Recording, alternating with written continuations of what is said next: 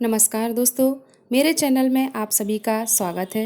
मेरी ईश्वर से यही प्रार्थना है कि आप सभी लोग स्वस्थ और सुखी हों। फ्रेंड्स, मैंने आपसे बताया है कि मेरे बेटे का जन्मदिन राधाष्टमी को ही है और वीडियो बहुत लंबा हो रहा था, इसलिए मैं आपको नहीं दिखा पाई कि किस तरह रीति रिवाजों के साथ हमारे यहाँ ये जन्मदिन मनाया जाता है। तो देखिए, आप देख पा रहे होंगे कि कैसे यहाँ जन्मदिन मनाया गया है, मगर पूरी तरीके से पूरा जो मतलब मैं हमारे यहाँ की पूरी परंपरा क्या है वो मैं आपको आज दिखाना चाहती थी। तो राधाष्टमी की पूजा भोग के बाद अब मैं फिर से आ गई हूँ किचन में और बना रही हूँ गुलगुले। हमारे यहाँ जन्मदिन में बहुत ही ज़रूरी है कि गुलगुले ज़रूर ही बनते हैं मतलब। तो मैं गुलगुले का आटा मैंने पहले ही फूलो के रख दिया था और अब वो बढ़िया अच्छी तरीके से फूल गया है और मैं बना रही हूँ गुलगुले।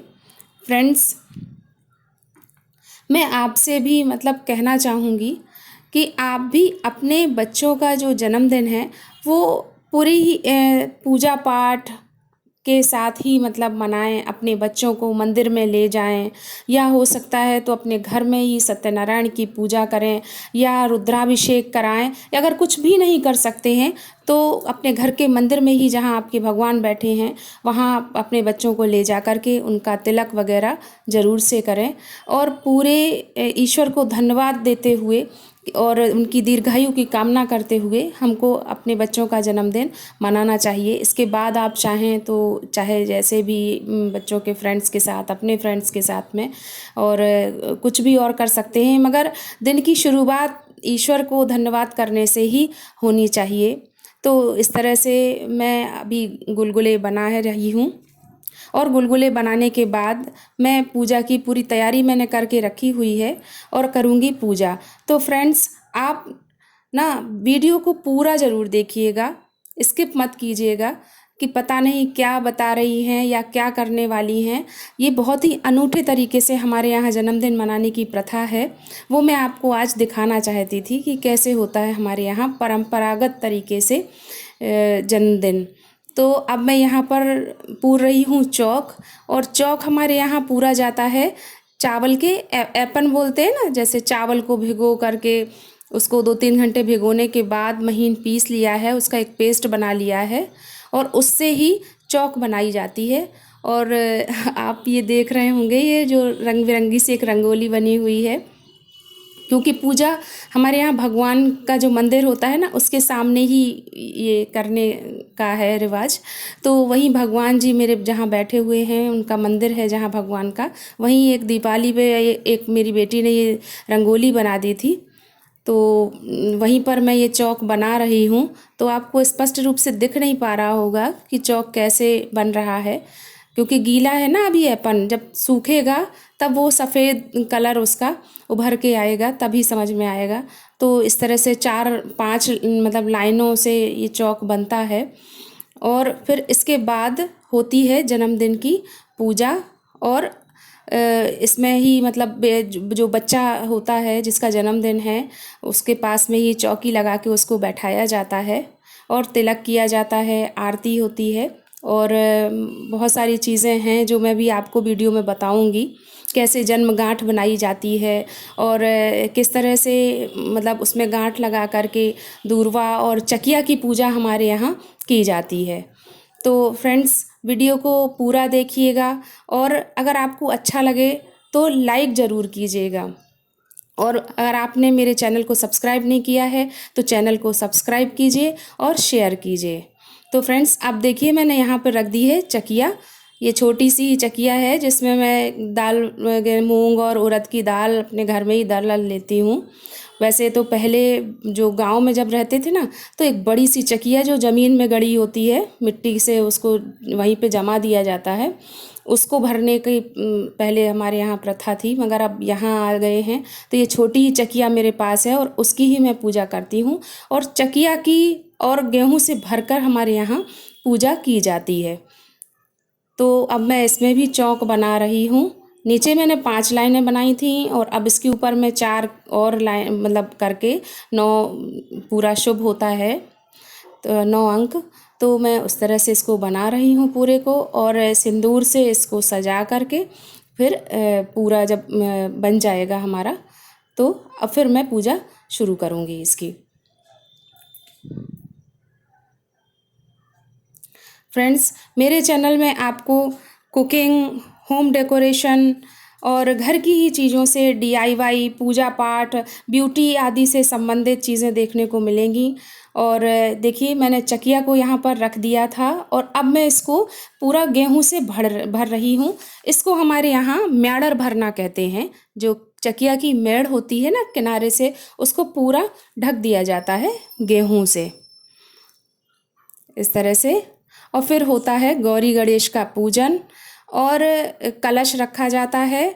और चकिया और गेहूं से भरने का जो ये प्रथा है, इसको संपन्नता का प्रतीक माना जाता है और माता अन्नपूर्णा की कृपा आप पर सदैव बनी रहे, आपका मतलब भंडार हमेशा अन्न धन से भरा रहे, ऐसी ईश्वर से कामना की जाती है।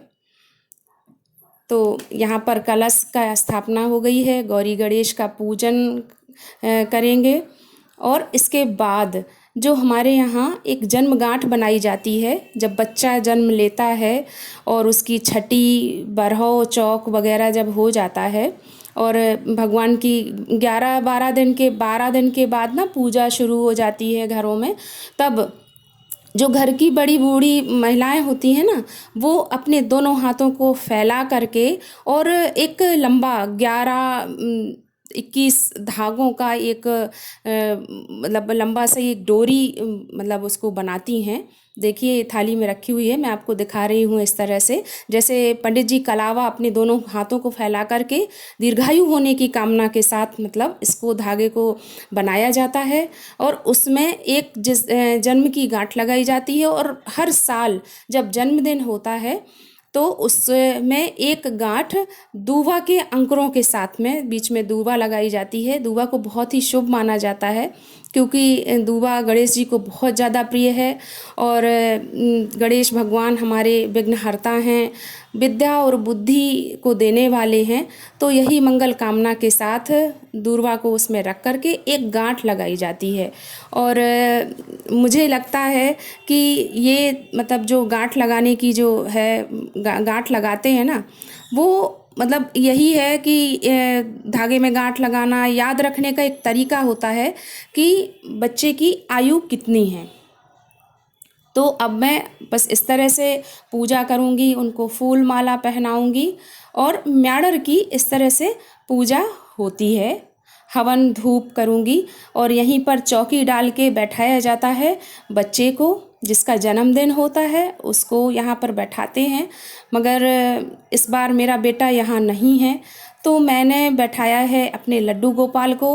और राधा अष्टमी के दिन उसका जन्म होने के कारण मेरी सासू माँ ने उसका नाम गोपाल ही रखा है, हम लोग उसे प्यार से गोपाल ही कहते हैं। तो मैंने अपने लड्डू गोपाल को यहाँ पर चौकी पर बैठाया हुआ है। और मतलब एक शर्ट मैंने रखी हुई है क्योंकि एक कपड़ा उसका रखा जाता है पूजन के समय, तो मैंने उसकी शर्ट रखी है यहाँ पर। और जब पूजा करते हैं और इसके बाद जब बच्चे को तिलक लगाते हैं और हमारे यहाँ मतलब दूध में काले तिल डाल करके और बच्चे को पिलाने की प्रथा है।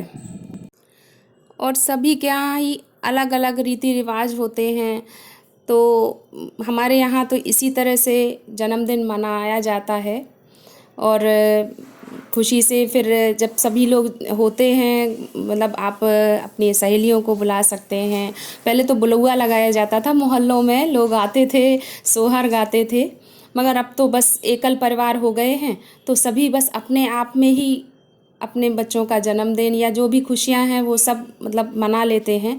मगर अब आप मेरा परिवार हैं, इसलिए मुझे लगा कि मुझे आप लोगों के साथ अपने घर की यह रीति को शेयर करना चाहिए, तो मैं आप लोगों को शेयर कर रही हूँ। और तिलक और पूजा हवन करने के बाद अब मैं करूँगी बांके बिहारी की आरती। हमारे लड्डू गोपाल आज चौकी में बैठे हुए हैं और आरती करने के बाद मैं अब कर रही हूँ प्रणाम। और बच्चे की और अपने बच्चों को लंबी आयु, उज्जवल भविष्य की कामना के साथ इस तरह से हमारे यहाँ की जन्मदिन की जो पूजा है वो संपन्न होती है। और कैसा लगा आपको आज का वीडियो, कमेंट करके ज़रूर बताइएगा और चैनल को सब्सक्राइब ज़रूर करिएगा और घंटी ज़रूर बजाइएगा।